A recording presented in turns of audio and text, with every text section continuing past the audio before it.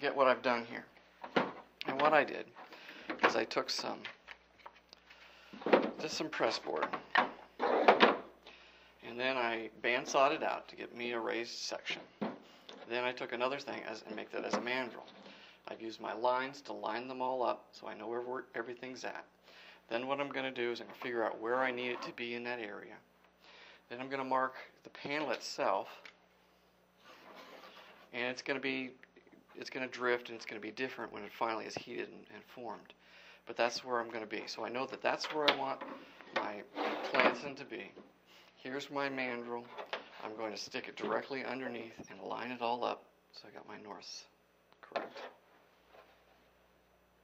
Then I'm going to take a normal propane torch,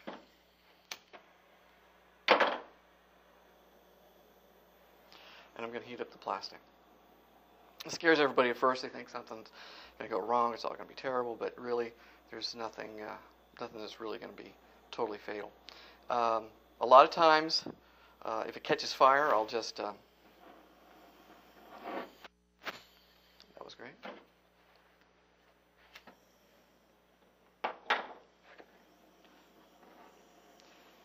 You can start to see that it's starting to soften up. If I'm pressing down and it's turning white, that means I don't have enough heat to it.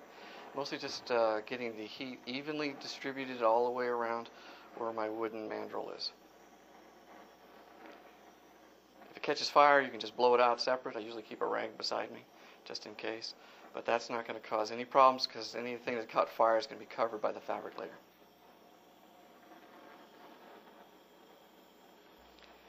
Again, people say, can I use a heat gun? And I say, sure, you can use a heat gun, but really a propane torch is just the ideal. It just works. And you can see how it's softening up. We're getting closer. I don't have it on a real high temperature. I usually kind of blast this stuff. Just kind of seeing where I'm at, seeing where it's cold.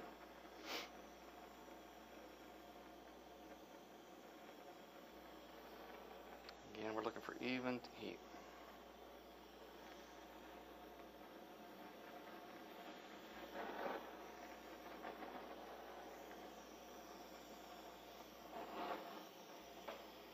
See, it's starting to get enough. And then when I feel it's got enough heat, just align it just like my lines and press it down in place.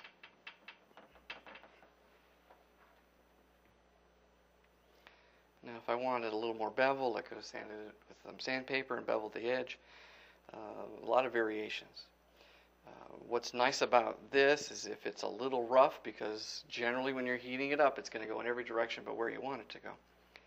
If I wanted some variation on that, or it's got a little rough spot, I can fill it with ABS pipe cement, or better yet, sometimes just a little bit of Bondo will patch that in place. Smooth that out with some sandpaper, and your fabric will cover over that. So I'm just waiting for it to cool just a little bit more.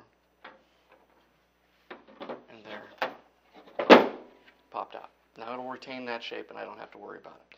It's got a little bit of pull into it. I'm not worried about that. And it looks pretty darn good. And then again, I just bandsawed out the piece. Just kind of as a random. What I did later on is I took that piece, I laid it on top, and bandsawed around it. I'm giving myself about an 1/8 to 3/16 gap around it. That's going to compensate for the thickness of the extra material, for the plastic. That's going to go between the two. And that's it. So now it depends on the design. It's just whatever you need to get the job done without having to fabricate it. And you can fabricate it too. I'll show you how to cover that in a little bit.